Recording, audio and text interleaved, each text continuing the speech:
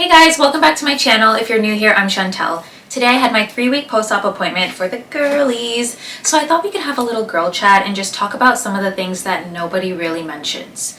So grab yourself a drink. I have mine. It's a non-alcoholic mimosa, aka orange juice, and let's have a little gossip.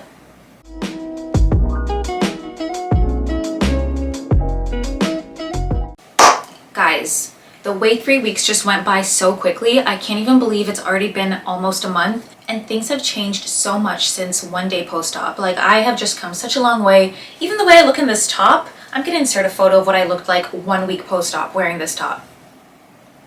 It's actually insane. I'm kind of in a weird place right now where everything is starting to look a little bit different and I can slowly see the improvements. But on the other hand, I'm still kind of spiraling because I'm like, is this what they're supposed to look like? Am I moving at an appropriate pace of healing? Are they dropping at an appropriate speed? I think I mentioned this in my consultation video, but I usually have absolutely no questions. I just dive in head first and I just do everything kind of blindly. But today, I came prepared. I had my list of 10, you heard 10 questions, and I'm gonna go through all of them and tell you what the nurse told me. A lot of the questions I had were extremely niche and like specific questions that no one else really talked about in their post-op videos, so I was kind of losing my mind, like nobody brought this up, then it's probably not happening to them. But talking to the nurse today really just helped to clear things up. And the nurse that I got today also has a boob job, so a lot of the questions I asked, it was like before I even finished my sentence she was already nodding because she was like, I know exactly where you're going with this. And it's just really helpful to talk to somebody who can relate and who firsthand knows what you're going through. So I'm gonna go through the questions one by one. Some of them are a little bit redundant, but I'm gonna tell you what I asked and what her response was. So question number one was, when can I start sleeping on my side again? Sleeping on my back has been absolute torture, and I keep on getting these intrusive thoughts that are telling me, just sleep on your side, like it's not gonna make a difference, it's not a big deal. And something that goes hand in hand with this question is, do I have to continue wearing my surgical bra? The nurse told me that it's extremely important to continue to sleep on your back until that 6-week mark, because until then you're still building, I don't know if the word was capsule, I think that's the wrong word, but something inside around the implant is building, that's basically holding it in the correct place. And when you start sleeping on your side, it starts to build that casing around the implant lopsided or shifted. So you don't want one to be like formed here and one is kind of formed over here. And that's another reason why you have to continue to wear the surgical bra while you're sleeping, because it holds it in place and it's like the boobs are not falling side to side like while you're sleeping. It's holding them forward. And I also wanted to know, now that I'm 3 weeks post-op, do I have to continue to wear the surgical bra? She told me that I do still have to wear a bra, but I can wear a fitted sports bra or a different variation of that, but no underwire bras, no like regular, just not a regular bra. You have to wear a sports bra or continue to wear the surgical bra. And she said that if I'm going out and I need to take it off for the night or for a bit, then it's fine. But as long as I'm sleeping in it and as long as I have some form of fitted bra that is not going to rub against my incisions. Question number 2. So this problem pretty much resolved itself on its own, but I thought I would still ask just to see. I wanted to know if it was normal to have a sore spot on one side, because I, for the longest time, had a very sore spot here that I could barely touch. She told me that it's still normal to get random soreness or just like shoots of pain throughout the implant. Question number 3. When will they get soft and have movement? For some reason, I kind of worded it differently when I was talking to her about it, so I don't have an exact answer for this, but by the 3-month mark, that's when you should start to see a little bit more of a natural look. I'm gonna kind of just skim over that question because I didn't ask it properly. Question number 4. Will sneezing become less painful? Yeah, for the longest time, sneezing was so painful. I would hold my sneezes in and then it would just make this uncomfortable feeling that made me feel like my chest was gonna blow up. Now sneezing doesn't hurt anymore, but it's still super uncomfortable where I just feel like if I sneeze too hard, something's gonna go wrong. But she told me I don't need to worry about coughing, sneezing, any of that stuff. Even though it feels uncomfortable, like there is no harm, nothing's gonna happen, nothing's gonna shift or pop or rip. It's okay. This was a big one. Question number 5. When will all the pain and soreness stop when I wake up in the morning? So every single morning, not every other morning, not every 2 mornings, every single morning I wake up in pain. Not excruciating pain or anything, but just feeling complete soreness just in the implant, like inside of my chest is sore. I told her that it's only in the morning that it hurts, and then after I get going and like start my day, I'm completely fine and there's no pain. And she said that it's because when you're walking around and stuff, your implants are dropping, but when you go to bed, they're kind of just in position all night and they don't move. So then when you wake up and you initially like sit up or whatever, that's why there's that pain, because everything is still kind of setting in place. So that was a perfect explanation. It's something that never even crossed my mind. And I feel like that's one of those things that everyone must be dealing with if that's the case. So why doesn't anyone talk about it? I was panicking for so long thinking something was wrong. It's because I didn't take my antibiotics properly. I probably have like bacteria in my boobs now and like I'm gonna have to go to the hospital and have them removed. I stopped myself from emailing so many times just because I thought every day I have a new question. I might as well just wait until my appointment. And I was happy that she was so patient to just answer all of them. Question number 6. This was a question that I was terrified to ask because I was like, this is humiliating. Like, how do I even say this to her? So I definitely like tiptoed around it, and then I eventually got to the point. But the question is, when do the nips point back upwards? And if you're watching this and you haven't done a boob job yet, then you have no idea what I'm talking about. But if you have done one, then you most likely do know what I'm talking about. So when you first get them done, everything is swollen. It's an awkward square shape. As they start to settle, they point downwards.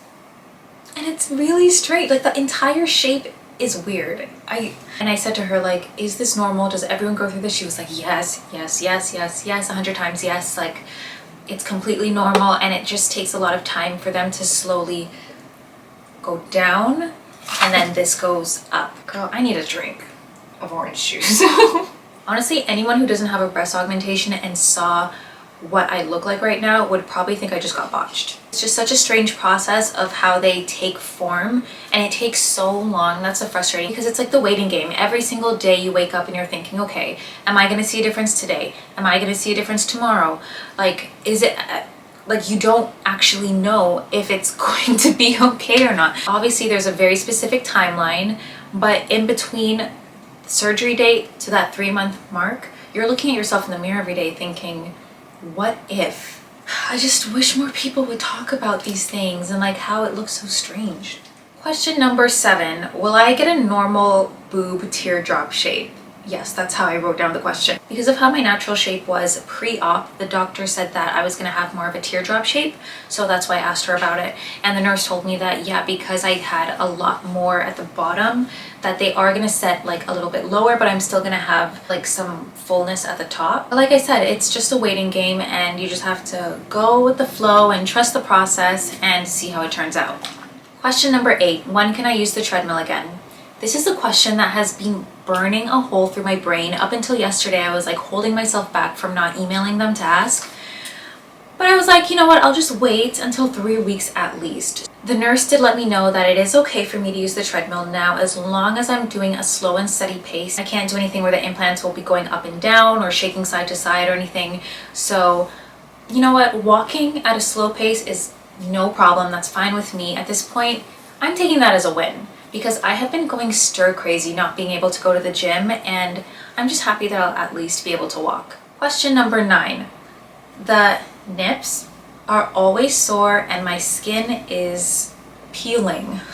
It's just like a constant soreness, and plus on top of that, it almost looks like my skin is like chafing or something. Like my skin is just peeling over everything, like on the actual nip and like in between and the cleavage and the skin around it. So I asked the nurse and she said that's normal. She said it's because your skin is stretching from like a small size to a really large size. So with that stretch comes a little bit of soreness and tightness and the skin peeling. She said that's completely normal and that I could use oils or lotions at this stage, but I've been using oils and lotion. I didn't know I wasn't supposed to. But yeah, so if you're feeling any skin irritation or your skin's like all peeling off, that is completely normal. And I have been using bio oil because I'm trying to avoid stretch marks. I don't think stretch marks are something that happen right away. I think it's something that comes with time and the amount that my skin is stretching and peeling. I'm like, I need to get on this because it's not going to be good. Question number 10. My implants shake / feel heavy when I run. I shouldn't be running, but if I do happen to like jog a little bit or make a swift movement, I can actually feel the implant inside move. Like you feel a you feel a shake. So she said that's great. She said that means that I'm healing quickly, and she said that if they didn't move, that would be a huge problem. So I didn't know that you're supposed to be feeling movement. I don't know how to explain it. You'll have to just feel it for yourself, but it's an inexplicable feeling. You have something inside and it's moving. Do normal boobs do that? Basically, if you're moving and you feel the implant kind of shaking, it almost feels like, let's say you have a little cardboard box. You take your AirPod case, put it in the box, and now it's shaking. This is what it feels like inside, but it's not as bad. It's more like, that's what it's like a very tight shake inside. Like there's a little bit of a small gap where the implant's just like doing its thing, you know? So that's normal, and it's a good thing if that's happening to you. Number 11. Time to confront the elephant in the room. My left implant is bigger. I don't know if you guys are able to tell on camera, but in person, you sure can. Even if I'm wearing a flowy top, the right side, it's just flat, and then the left side is protruding more, so it's like the left side is dangling. But it's not even a case of the right is just dropping faster than the left, because the left is actually bigger. It's bigger in width, it's bigger in protrusion, it's bigger in size. At one point the nurse was like, do you want to see pictures of yourself on the operating table? And I was like, who approved those? But yes, I would like to see. And then she showed it to me, and the left one is still a little bit bigger in the photo, but it's not as drastic of a difference. Now that they're dropping, that's when you can really see that the left is bigger for whatever reason. If you watched my consultation video where I talked about the sizes I was going to get, or my actual boob job vlog, you would have seen that I had 345 put into the left, 300 put into the right. And that was to offset the fact that my right side was naturally bigger than my left. And now my left side is falsely bigger than my right. And it's just really frustrating because I could have just done 345 in both and been done with it. Even wearing a top like this side is a lot more tight than this side is. And it's not by like a lot or anything, but it is at this point a noticeable difference. And it's not like it's something that's just in my head. At my last appointment, my 1 week post-op, I talked to the nurse about it, and she said that I didn't have to be too concerned until 3 months, and then at the 3-month mark, if I'm still unhappy after they've pretty much fully dropped, then we would talk about moving forward, how we would deal with it. And it's just really frustrating to think about. And I have cried about it. I'll be honest, I've cried about it because I just feel really upset, and I feel like I wish I did them both the same size, because if the right was still bigger than my left, at least I could say I was already that way and I made the decision to keep them both the same size. But knowing that I let somebody else make the decision for me to do 2 separate sizes just doesn't sit well with me. Like, I just don't like things going wrong when I'm following someone else's advice. I just don't know how they would fix it other than doing a revision, and the thought of doing a revision, no, I can't. First of all, I don't want to go through the dropping process all over again in summertime. I wouldn't be able to wear a swimsuit or anything. I'd have one big boob that's swollen and healing all throughout summer. But I'm also going to wait and see at 3 months if they come closer together and if they drop more. Number 12, the massages. At my 1 week post-op appointment, the massages I was supposed to do was to just push them in and to the side. And I was supposed to do it with pressure, but in a way where it was like not painful.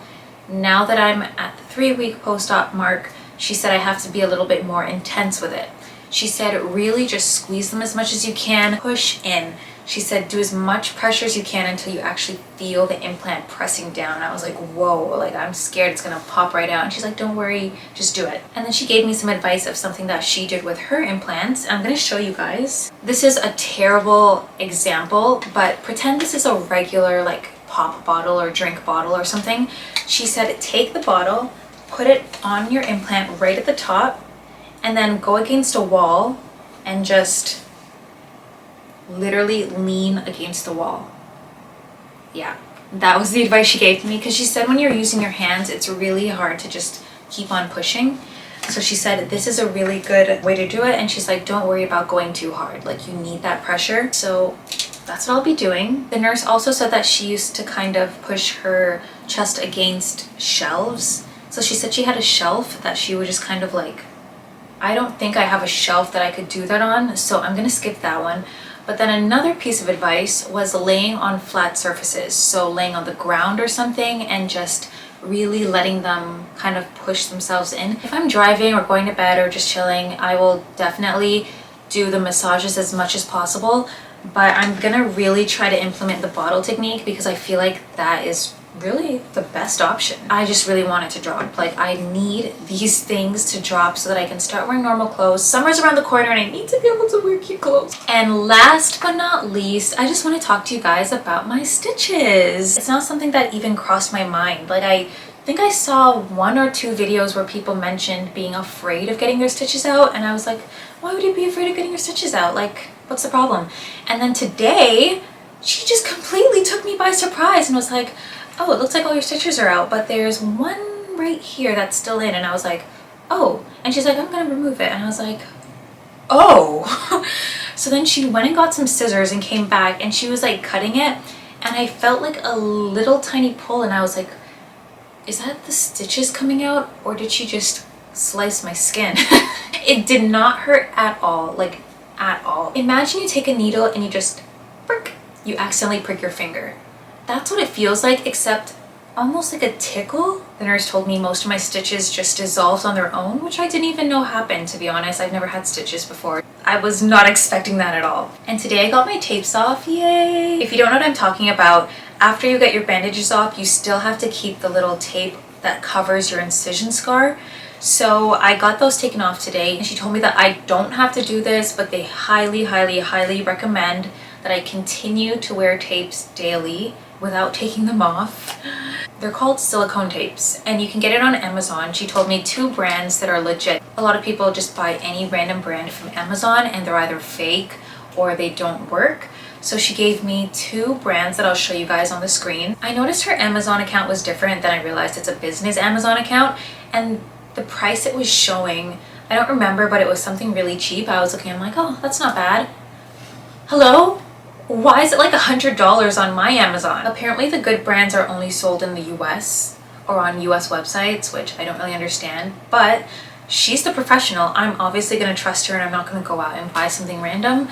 So I guess I'm gonna have to dish out some cash. So the difference between the 2 brands that I just showed you is the Mepiform, the more expensive one, they are transparent tapes. Imagine a nail polish bottle that's brown, but once you put it on your nail, it ends up being sheer. And then Scar Away, that one is just like the normal brown patch. The nurse said it's good to wear them because it helps to flatten your scar and to kind of reduce the appearance of the scar in general. I scar terribly. Like I am not expecting this scar to go away pretty much ever.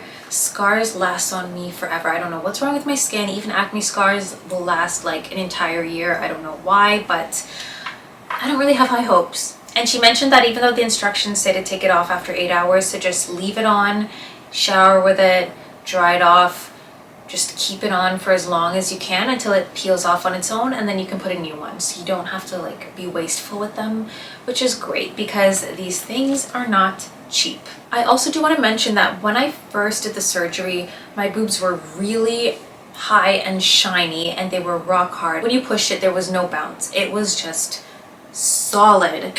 Like I can actually squeeze them, and it's slowly getting to that place where I can see the vision.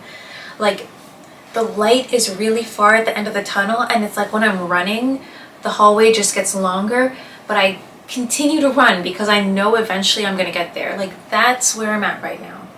But it was a really good 3-week appointment, and my next appointment will be at 6 weeks, which is when I should be cleared to do pretty much everything. Go to the gym, still no arm exercises after 6 weeks. That's okay. I don't really do arms anyways, to be honest. I'll be okay to sleep on my side. I should see a little bit more improvement physically.